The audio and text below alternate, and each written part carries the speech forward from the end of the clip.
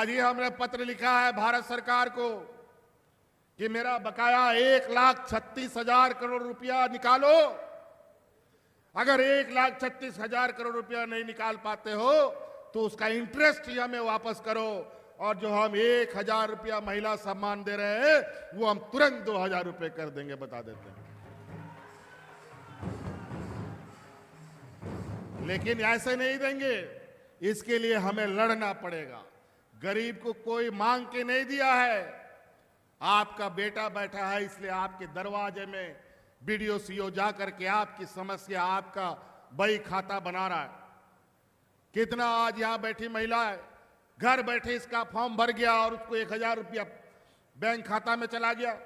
यही पहले एक वृद्धा पेंशन, एक विधवा पेंशन के लिए दलाल का चक्कर, बीडीओ सीओ ब्लॉक का चक्कर, पता नहीं कहां कहां चक्कर लगाता था, लेकिन वो कार्ड नहीं बनता था। लोग मर जाता था लेकिन 1,000 रुपया उसको नहीं मिल पाता था बेचारा। लेकिन आज घर बैठे लोगों का कागज बनता है और घर बैठे ही उसको उसका बैंक में खाता में पैसा जाता है। किसी को कोई मेहनत नहीं करना पड़ता।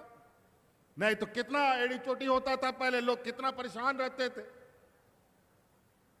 आप परेशानी की बात नहीं है। आज हमारा जितना सरकारी तंत्र है, ये सरकार किसके लिए है? ये सरकार जनता के लिए है। यहाँ के पदाधिकारी, यहाँ के कर्मचारी को जो तनख्वाह मिलता है वो आपकी सेवा के लिए मिलता है। और आज हम ये सुनिश्चित कर रहे हैं, ये गांव जाएंगे और आपकी समस्या का समाधान करेंगे। डबल इंजन की सरकार में कभी आप लोगों ने सुना है कोई पदाधिकारी गांव देहात में जाता था? लेकिन आज सड़क नहीं है, पुल नहीं है, फिर भी कोई बैलगाड़ी से, कोई मोटरसाइकिल से, कोई साइकिल से, कोई बोलेरो से जा जा करके आपकी समस्या का समाधान कर रहा है। आज इतना जल्दी ये आदत लगाना बड़ा मुश्किल है। ये अनवरत चलने वाला है। आज के दिन में कभी किसी पदाधिकारी का मुंह से जोहार सुने हो? कभी नहीं सुनता था, लेकिन आज हर पदाधिकारी जोहार बोलता है। और हमने सुनिश्चित किया है झारखंडियों का अभिवादन जोहार शब्दों से होगा, और आज हमारा विरोधी लोग भी वही करता है। आज देश का प्रधानमंत्री जी उलीहातू आते हैं, भगवान बिरसा मुंडा का जन्म स्थल जाते हैं, फर्जी मिट्टी का टीका लगाते हैं और यहां योजना का शुरुआत करता है। लेकिन जब आदिवासी दिवस होता है तो देश का आदिवासियों को कोई भी शुभकामनाएं ये लोग नहीं देते। ना देश के प्रधानमंत्री देते हैं, ना देश का राष्ट्रपति देते हैं, जबकि देश का आदिवासी राष्ट्रपति जी। ये हालत है हम आदिवासियों का। सरना धर्म कोड को लेकर के कितना जद्दोजहद हुआ। सरना धर्म कोड दो, सरना धर्म कोड दो। हम लोगों ने विधानसभा से पारित करके दिल्ली भेज दिया और उसमें इन लोगों ने धूल मिट्टी डाल करके और नीचे गड्ढा में डाल दिया। इसीलिए यही तो पूरा 5 साल हम तो लड़ते झगड़ते हम लोगों को पार करना पड़ा, फिर भी हम आप लोगों को तकलीफ नहीं होने दिए। हर आपके सुख दुख में सरकार खड़ी रही। आप लोगों का प्रधानमंत्री आवास पहले मिलता था, जिसको कॉलोनी आवास बोलते थे। इसका पैसा मांगते मांगते थक गए, नाक रगड़ते रगड़ते थक गए। कई बार हम दिल्ली गए लेकिन इन लोग नहीं दिया। जब हम यहां आकर के उनके इनकार करने के बाद हमने संकल्प लिया कि हम अपने से, अपने ताकत पर अपने गरीबों को आवास देंगे, और हमने अब आवास योजना शुरू कर दिया। और 2 कमरा का नहीं, 3 कमरा का आवास, उससे बड़ा आवास, उससे अधिक दाम का आवास बनाएंगे। छोड़ो आपका पैसा हम नहीं देंगे।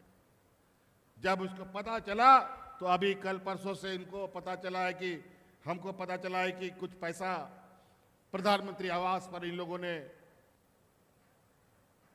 सरकार को भेजा है। हम बोले वाह, इतने दिनों के बाद याद आया।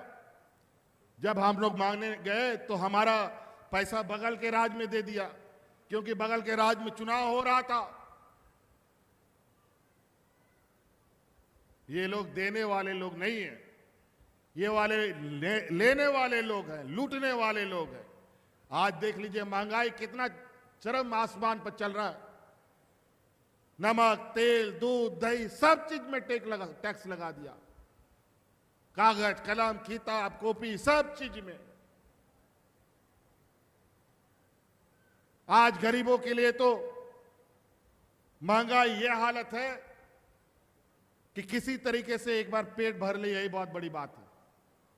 लेकिन आज उन गरीबों को हर संभव हम लोग का प्रयास है, रोटी, कपड़ा, मकान, तीनों चीजों को लेकर के हम लोगों ने जमीनी स्तर पर काम किया। डबल इंजन की जब इनकी सरकार थी तो 11 लाख इन लोगों ने राशन कार्ड डिलीट कर दिया, लेकिन हम लोग की सरकार बनी तो 20 लाख नया हरा राशन कार्ड बना करके हम लोगों ने गरीबों को बांटा। लेकिन इतना में काम नहीं होता है, ये लोग उसमें भी हमको परेशान किया। हरा राशन कार्ड के लिए जब हम सरकारी दुकान से राशन खरीदने जाते हैं तो ये लोग राशन नहीं देते हैं हमको, क्योंकि उसमें सस्ता थोड़ा मिलता है।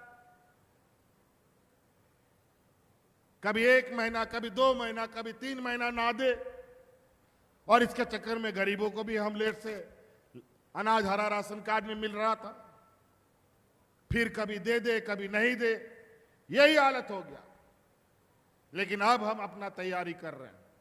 या हम लोगों ने बड़े पैमाने पर चावल बनाने का फैक्ट्री को स्वीकृति दे दी है। अब हम इस राज्य का धान क्रय केंद्र, धान खरीद का जो अभियान चलता है, बहुत जल्द धान खरीद की व्यवस्था को हम तेज करेंगे, और जो हमारा फैक्ट्री बन रहा है उसी फैक्ट्री से चावल बना करके हम अपने गरीबों को देने का काम करेंगे।